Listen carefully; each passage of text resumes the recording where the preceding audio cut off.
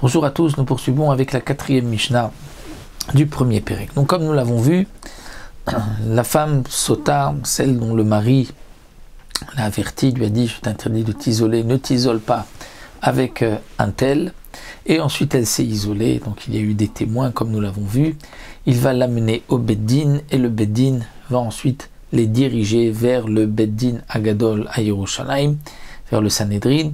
Et comme nous l'avont vu, 2 Talmidei Chachamim accompagneront le couple jusqu'à Yerushalayim. Donc la Mishnah continue, il nous dit Ayu Ma'alim Otal le Beddin Agadol Yerushalayim. On l'a mené, on l'a monté dans le Beddin, le grand Beddin Yerushalayim, le Sanhedrin de 71 Dayanim. Lorsqu'elle arrive au Beddin ou Me'ayemim Alea, et on va lui faire peur.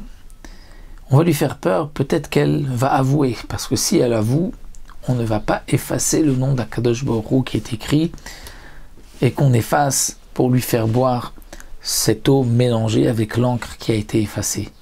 Donc Ma'imim Alea, on va lui faire peur.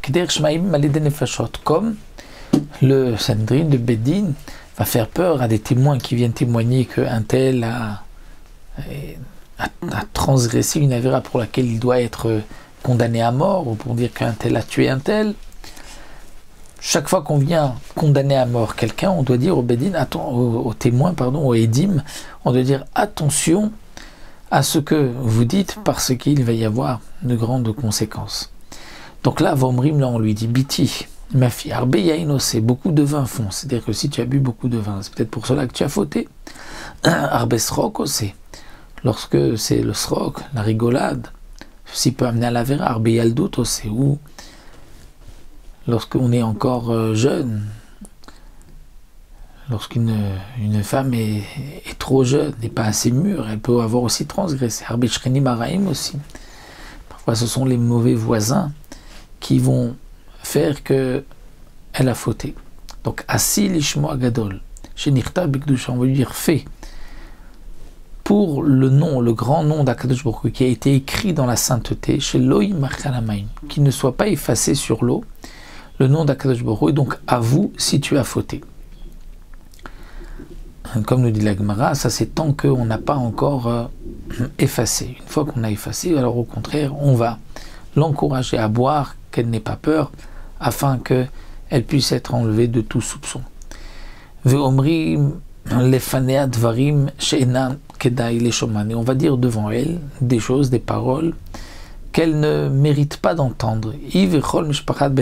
Elle et toute la famille de sa famille paternelle, c'est-à-dire ses parents et sa famille à elle, même si sa famille est venue l'accompagner, eh bien, ce qu'on va dire, elle ne mérite pas ni elle de les entendre, ni sa famille, bien sûr, dans le cas où elle aurait fauté. Donc déjà, une femme qui a été soupçonnée, c'est-à-dire que le mari lui a dit « ne t'isole pas » et elle s'est isolée.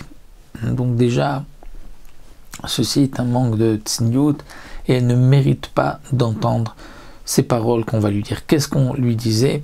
Bien, la Gemara nous rapporte, on lui rapportait le Maasim des Tzadikim, on lui disait que Yehuda qui avait fauté n'avait pas eu honte d'avouer pour ne pas tuer Tamar. Réhouven aussi a avoué, n'a pas eu honte pour donc le Maasé Bilha lorsqu'il a bougé le lit de son père.